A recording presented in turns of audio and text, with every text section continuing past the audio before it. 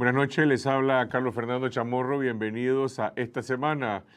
La periodista Carly Gaitán se ha destacado como cronista cultural y la próxima semana presentará el resultado de una investigación monumental sobre el cine nacional, una de las artes más descuidadas en Nicaragua, pero curiosamente una de las más populares.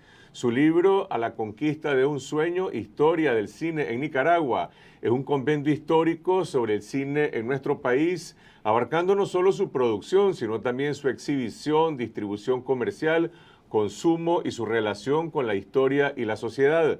A lo largo de más de 400 páginas en una lujosa edición de papel satinado, Carly Gaitán invoca la Managua de finales del siglo XIX, los teatros que sirvieron de escenario a las primeras proyecciones, los legendarios cines que conquistaron la devoción de los capitalinos antes del terremoto, las primeras películas filmadas en Nicaragua y las producciones de propaganda de la era somocista, las filmaciones guerrilleras en el Frente Sur a finales de los 70, la efervescencia del proyecto de Incine en los 80 y la persistencia del cine nacional en la década del 90 y en el siglo XXI de la mano de una nueva generación de cineastas. El libro será presentado al público el próximo miércoles en la Alianza Francesa de Managua, y para adelantarnos más sobre la historia detrás de las cámaras y detrás de sus páginas, está con nosotros su autora, Carly Gaitán Morales. Buenas noches, Carly, gracias por acompañarnos. Gracias, buenas noches. En primer lugar, felicidades por este gran trabajo. ¿Cuánto tiempo te tomó realizar esta investigación que prácticamente cubre todo lo que se conoce sobre el cine nacional? Exactamente 10 años. Y los 10 años se cumplen en octubre próximo, porque lo comencé en octubre del año 2004.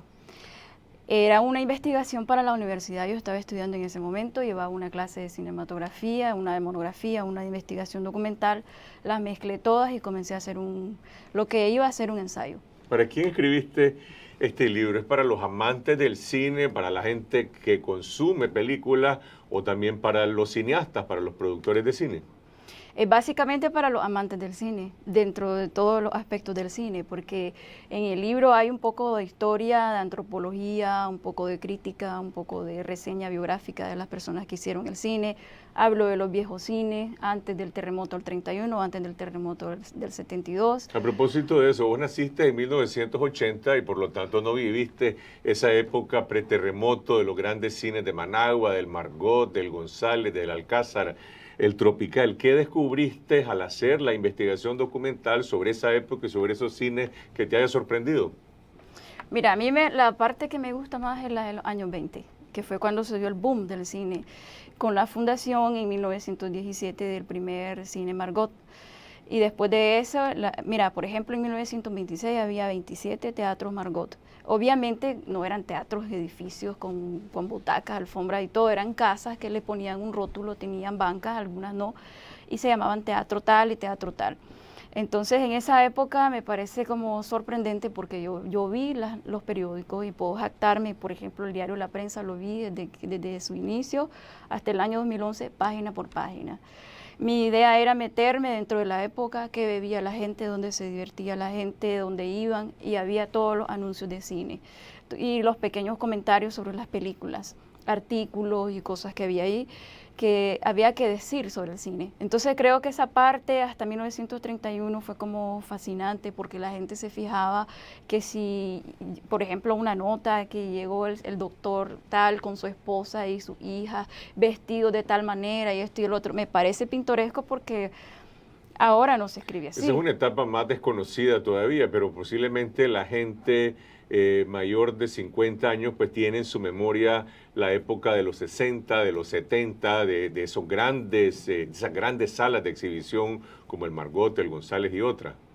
Sí, yo hablo de todo eso, hablo de todos los cines, de cómo se proyectaban las películas, cómo se promovían, concursos que había. En la prensa salía un cupón, vos tenías que adivinar. No había internet, entonces vos tenías que adivinar quiénes eran los actores, quién había hecho la fotografía, la cámara y todo eso, entonces había como que leer un poco y era muy difícil ganarse los premios. Hablas también de los nicaragüenses que fugazmente tuvieron alguna incursión en el cine internacional como actores, participando en diferentes películas. Sí, sí. Mira, por ejemplo, había un señor de apellido Elizondo en 1927, había participado en Hollywood.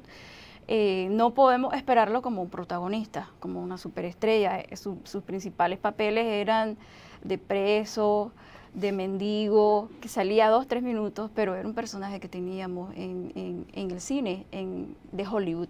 Solamente dicen Hollywood, pero la verdad es que no, probablemente filmado en Los Ángeles, porque no hay lista de películas, no tiene una filmografía, no tiene una historia así.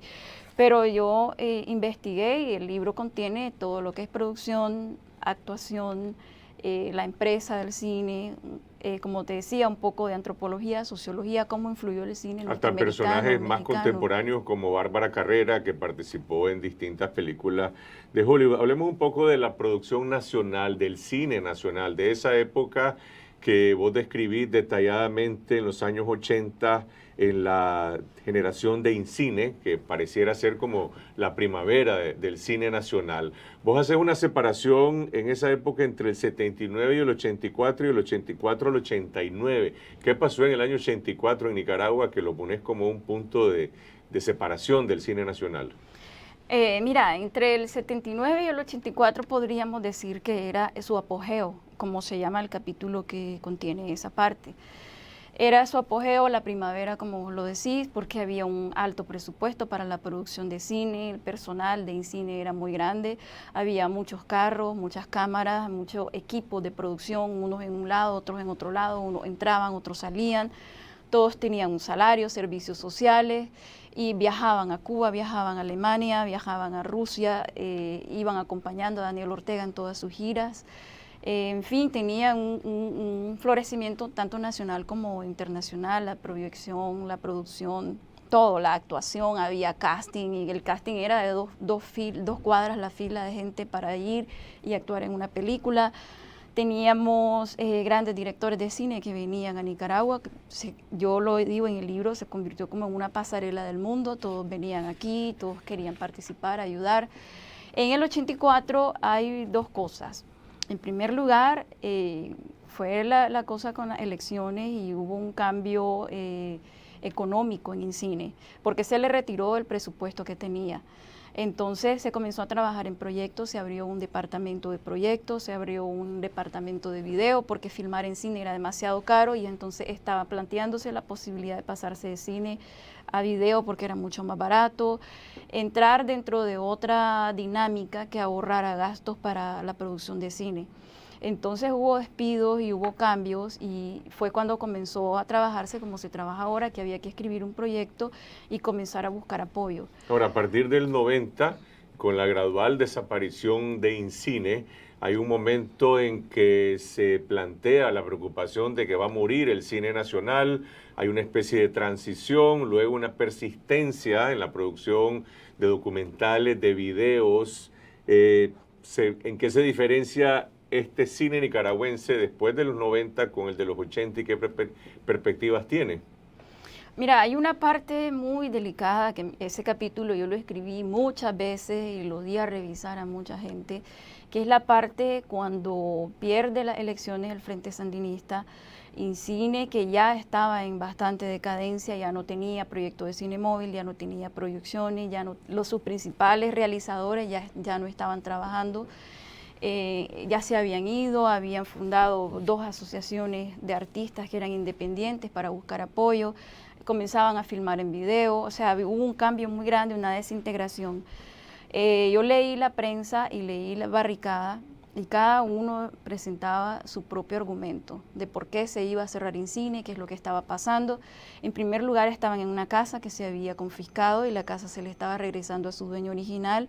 Eso fue un gran conflicto porque se quedaron sin casa, se quedaron en la calle prácticamente y había que trasladar en un camión todas las cosas y las llevaron a Canal 6. En Canal 6 estaban topados y entonces tenían que ver dónde meter todas las cosas, que eran, los equipos de cine son muy grandes y solamente las moviolas y todas las cosas que tenían que ver con producción, había que trasladarlos, llevarlos. Entonces, esa parte es muy delicada porque hay mucha gente con la que vos hablas y entonces ellos te dicen, pero es que los sandinistas, y te lo dicen así, los sandinistas tuvieron la culpa de que esto pasara y fue esto y lo otro, y después otros te dicen, no, es que lo que pasa es que doña Violeta Barrios no nos apoyó, no nos siguió dando el presupuesto, no nos apoyó con la casa. Entonces había como un momento de mucho conflicto. Y yo me fui por la parte legal. Entonces me fui a buscar la Gaceta, Diario Oficial, y comenzar a leer todos los decretos, qué es lo que pasó, cómo se cerró, qué se hizo, para poder entrar dentro de un campo muy neutro. Pero sí, en cuanto a la producción, comenzó a hacerse la producción independiente porque todos estos cineastas, muchos de ellos continuaron con su carrera como cineastas, hicieron productoras independientes, estaban filmando en formato de cine al inicio, pero como te digo, es muy caro, muy complicado. Entonces estaban comenzando a filmar en formato de video. Y hay una coexistencia hoy de los veteranos de la generación de InCine con nuevos cineastas que han producido otros documentales, películas, algunas películas de ficción. ¿Se puede identificar el cine nacional por un título o por algunos títulos que diga esta es la seña de identidad del cine nicaragüense? Mira, hay una filmografía nacional y eso nos diferencia de algunos países de Centroamérica. Tenemos una filmografía formada y que mantiene una línea cinematográfica y que podamos decir cine nicaragüense. Porque acordate que cuando uno dice cine cubano, cine mexicano, no implica solamente el cine realizado en ese país, sino una escuela, un laboratorio, una cara que vos das.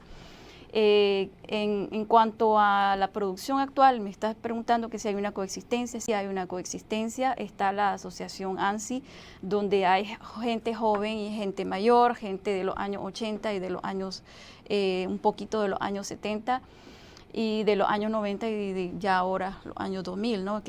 Hay una comunicación entre ellos, trabajan juntos. Todos se apoyan, si hay una presentación de uno, otros están apoyando. Ahora, el video y esta tendencia hacia lo digital, ¿ese es el futuro del cine nacional? ¿Puede representar un salvavidas o se necesita crear nuevamente un sustento estatal para hacer una verdadera industria? Mira, hace como 2 años hice una encuesta para otro libro que estoy escribiendo.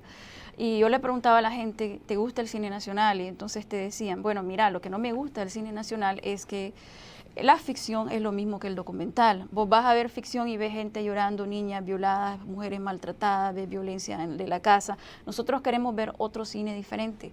Y entonces yo le digo, ¿qué es un cine diferente? Y entonces te dicen, bueno, yo miro el canal Cine Latino y veo películas de Costa Rica, de Panamá, de Colombia y otro cine. Entonces creo que una de las debilidades puede ser el argumento fílmico. La narrativa fílmica y la parte técnica en todo eso es excelente, muy bien. Y tenemos gente que está estudiando fuera, que son jóvenes, estudian en Estados Unidos, en Cuba, México, con una preparación profesional muy buena. La técnica está muy bien. Yo creo que por ahí es que va la cosa, ¿no? Por la narrativa, porque vos tenés que pensar en el público y el público viene y te dice, bueno, la ficción... no me gusta tal cosa, no me gusta esto, yo quiero ver algo diferente, porque si voy a ver ficción, quiero ver, no Hollywood, pero quiero ver otra historia, otros argumentos. Para los jóvenes que sueñan hacer cine en Nicaragua, ¿se puede hacer cine en Nicaragua? ¿Tienen que irse a otros países para producir? Se puede hacer cine en Nicaragua y se está haciendo cine en Nicaragua. Hay una discusión muy grande sobre el cine y el video. El cine se puede filmar en cualquier formato, el cine, es un lenguaje cinematográfico, una narrativa, un tipo de uso de cámara, un tipo de guión, un tipo de vocabulario, un tipo de lenguaje que vos lo podés hacer en video.